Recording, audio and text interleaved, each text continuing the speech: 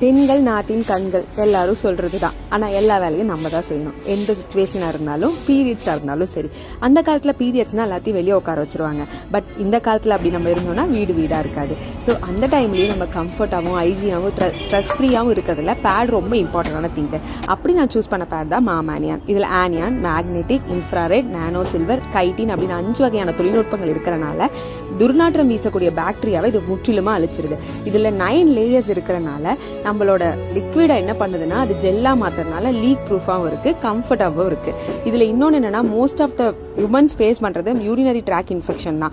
அது இதுல முற்றிலுமே இருக்காது. ஏன்னா இது வந்து கெமிக்கல் ஃப்ரீ. மற்ற பேட்ஸ் எல்லாம் 2 to 3 hours தான் நம்மளால யூஸ் பண்ண முடியும். பட் இந்த பேடை நம்ம மேக்ஸிமம் 12 hours வரைக்குமே யூஸ் பண்ணிக்கலாம்.